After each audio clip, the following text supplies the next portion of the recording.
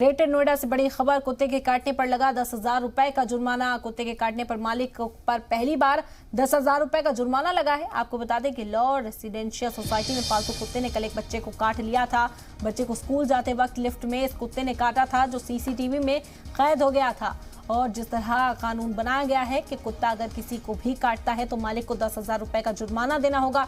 और कानून बनने के बाद ये पहला वाकया पेश आया, जिसके बाद अब मालिक को 10,000 रुपए का जुर्माना देना होगा।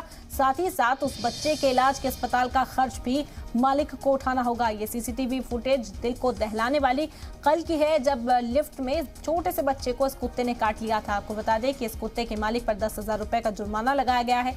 पहली बार ये 10,000 रुपए का जुर्माना लगा है।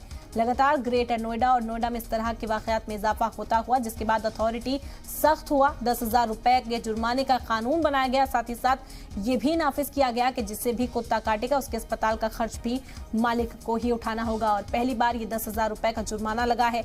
लॉ रेजिडेंशिया सोसाइटी के पालतू कुत्ते ने कल इस बच्चे को लिफ्ट में काट लिया था। जिस वक्त ये बच्चा स्कूल जा रहा था, तभी इस कुत्ते ने लिफ्ट के अंदर बच्चे के हाथ को दबोच लिया।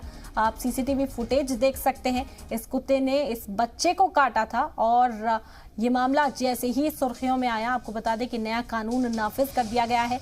इस मालिक को 10,000 रुपए जुर्माने के तौर पर देने होंगे। साथ ही साथ बच्चे के अस्पताल का खर्च भी कुत्ते के मालिक को ही देना होगा। ग्रेटर नोएडा का ये मामला है। लिफ्ट की ये सीसीटीवी फुटेज है जो इस वक्त आप देख रहे हैं। 10,000 रुपए का जुर्माना इस शख्स पर लगा है जिसके हाथ में कुत्ता है। ये इस कुत्ते का मालिक है जिसने इस बच्चे को काट लिया।